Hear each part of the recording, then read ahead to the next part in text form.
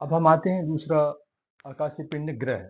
तो ग्रह वो आकाशीय पिंड होते हैं जो कि सूर्य से प्रकाश लेते हैं। सूर्य यानी किसी भी तारे से, सूर्य एक तारा है, तो सूर्य से वो प्रकाशित होते हैं, जैसे कि बुध, शुक्र, पृथ्वी, है ना, मंगल, बृहस्पति, शनि, यूरेनस, नेपच्यून।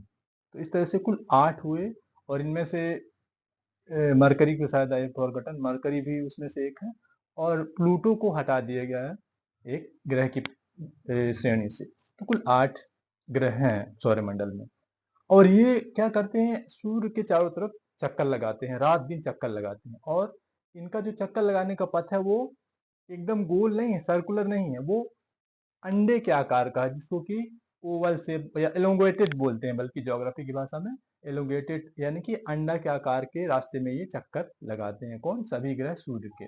दूसरा, ये अपने अक्ष पर भी घूमते हैं, यानी इनका 2 तरीके का मूवमेंट होता है। पहला होता है अपने अक्ष पर, जिसको कि इस मूवमेंट को हम बोलते हैं रोटेशन। जैसे कि पृथ्वी अपने अक्ष पर घूमती है 24 घंटे में एक चक्कर, तो इसको बोलते हैं रोटेशन। इससे दिन और रात बनते हैं। अब दूसरे तरीके की गति जो है पृथ्वी सूर्य के चारों तरफ करती है, इसको बोलते हैं रेवोल्यूशन।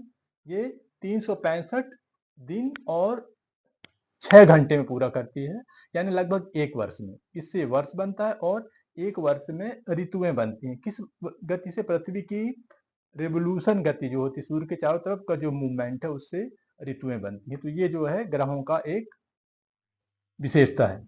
अब पृथ्वी जो है, अगर दूरी के क्रम में नापें तो ये ग्रहों में तीसरे नंबर पर, सूर्य से दूरी क्रम में तीसरे नंबर पर पृथ्वी पड़ती है। और ये जो है आकार वाइज अगर हम लें तो ये 5वीं सबसे बड़ी ग्रह मानी जाती है सौरमंडल की। और इसका आकार जियोइड बोला जाता है आजकल ज्योग्राफी में। जियोइड मतलब पृथ्वी की सदस्य, या स्फेरिकल भी बोलते हैं इसको। ठीक है, यानी कि अपने ध्रुवों पर, नॉर्थ और साउथ दोनों जो पोल्स हैं, उस पर थोड़ा सा फ्लैटेंड है, चपटी है, एकदम गोल नहीं है। जैसे नारंगी आता है, दोनों तरफ थोड़ा सा डिप्रेस्ड हुआ, यानी थोड़ा सा दबा हुआ सा रहता, वैसे। और पृथ्वी को एक यूनिक ग्रह कहा जाता है। क्यों यूनिक कहा जाता है? कई मायनों में। इसमें लाइफ पॉसिबल है। सिर्फ एकमात्र ग्रह जो अभी तक ज्ञात ग्रह जिसमें कि लाइफ है, वो पृथ्वी है। बाकी ग्रहों में अभी प्रूव नहीं हुआ कि लाइफ है ना। साइंटिस्ट प्रयास कर रहे हैं कि जानने के लिए कि लाइफ था या हो सकता है पॉसिबल फ्यूचर में कि नहीं। लेकिन अर्थ में आप जानते हैं लाइफ है, तो इसीलिए ये यूनिक है। तो लाइफ क्यों है यहाँ पर? उपयुक्त टेम्परेचर है पहली बात। तो इसमें क्योंकि हमें जीने के लिए लाइफ को एग्जिस्ट करने के लिए एक खास टेम्परेचर की रेंज की जरूरत पड़ती है। उससे बिलो या उससे नीचे जो है, उससे ज़्यादा टेम्परेचर में लाइफ पॉसिबल नहीं हो पाता, चाहे प्लांट्स का हो चाहे एनिमल्स का हो। तो यहाँ पर ऑप्टिमम टेम्परेचर है। दूसरी बात, यहाँ पर वायुमंडल है, और वायु में से एक ऑक्सीजन गैस है जो कि जीवितों के लिए प्राणदायिनी है, और फिर कार्बन डाइऑक्साइड भी है जो कि पौधों के लिए जरूरी है। तो इस तरह से ये एक, इसके अलावा इसमें वायुमंडल जो है, तो वो क्या करता है, ताप को, सूर्य के ताप को नियंत्रित करता है। नहीं तो पृथ्वी एकदम ठंडी या एकदम गर्म हो जाएगी, तो इस टेम्परेचर में भी लाइफ पॉसिबल नहीं हो पाएगा। ठीक है। और इसके अलावा पृथ्वी को की एक और विशेषता है कि इसको हम नीला ग्रह कहते हैं। नीला ग्रह क्यों कहते हैं? क्योंकि इसका 70% इसमें पानी है। और जब से अंतरिक्ष से दूर से देखते हैं, 2 ग्रहों के बीच के खाली जगह को अंतरिक्ष बोलते हैं, जब ऊपर अंतरिक्ष से देखते हैं तो ये नीली दिखाई देती है, इसलिए इसको नीला ग्रह कहते हैं। अब दूसरा एक ग्रह और जिसके बारे में आपको जानकारी देना चाहूंगा, जिसको मरकरी बोलते हैं। ये सबसे पास है सूर्य के, और सिर्फ 88 दिनों में ही अपना चक्कर पूरा कर लेता है। जैसे पृथ्वी 365 और 6 घंटे लगाती है इतने दिन, लेकिन ये सिर्फ 88 डेज में अपना एक चक्कर सूर्य की तरफ पूरा कर लेता है। कौन? मरकरी। दूसरा आता है शुक्र ग्रह। इसको पृथ्वी का जुड़वां ग्रह भी मानते हैं, क्योंकि ये पृथ्वी से बहुत मिलता जुलता है आकृति में। इसको पृथ्वी का जुड़वां ग्रह बोलते हैं। अब प्राचीन काल में भारत के जो एस्ट्रोनॉट थे, आर्यभट्ट, उन्होंने बताया कि चंद्रमा और बाकी ग्रह जो हैं, सभी सूर्य के प्रकाश के परावर्तित होने की वजह से चमकते हैं। इनका अपना प्रकाश नहीं होता। ये एंशियंट टाइम की बात है, जबकि आज का नॉलेज जो साइंस का नॉलेज है या ज्योग्राफी का नॉलेज है, पश्चिमी नॉलेज था ही नहीं कहीं। तब उन्होंने बता दिया था कि पृथ्वी और चंद्रमा जो है, ये सभी ग्रह सूर्य के प्रकाश से प्रकाशित होते हैं, उनका खुद का नहीं होता लाइट। अब हम ग्रहों के बारे में तो पढ़ चुके। अब हम आते हैं चंद्रमा। तो चंद्रमा जो है एक उपग्रह है। उपग्रह किसे बोलते हैं? जो ग्रह के चक्कर लगाता है। तो क्योंकि चंद्रमा पृथ्वी के चक्कर लगाता है इसीलिए ये पृथ्वी का उपग्रह है। और कैसा उपग्रह है? प्राकृतिक उपग्रह है, यानी कि नेचुरल, है ना। इसको किसी ने बनाया नहीं, इंसान ने नहीं बनाया है। ठीक है, ये आकार में पृथ्वी का डायमीटर इसका देखें तो यानी इसका पृथ्वी का 1/4 ही है और पृथ्वी से 3,84,000 किलोमीटर दूर है ये। और इसीलिए इतना दूर है लेकिन फिर भी हमें बड़ा दिखाई देता है ना, क्योंकि बाकी ग्रहों की तुलना में ये दूरी बहुत कम है।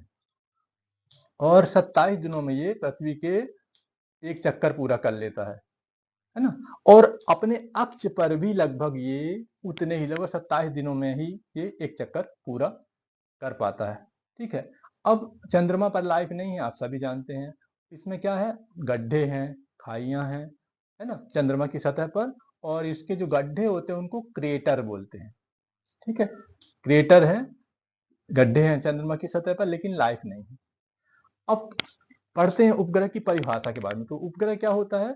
वे आकाशीय पिंड जो कि ग्रहों के चक्कर लगाते हैं, उपग्रह कहलाते हैं। ठीक है, इनका अपना प्रकाश नहीं होता।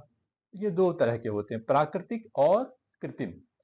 तो प्राकृतिक जैसे चंद्रमा हो गया पृथ्वी का उपग्रह, और कुछ कृत्रिम उपग्रहों के नाम, यानी कि कृत्रिम का मतलब होता है जिसको इंसान ने बनाया है, प्रकृति द्वारा, यानी अपने आप से नहीं बने हैं।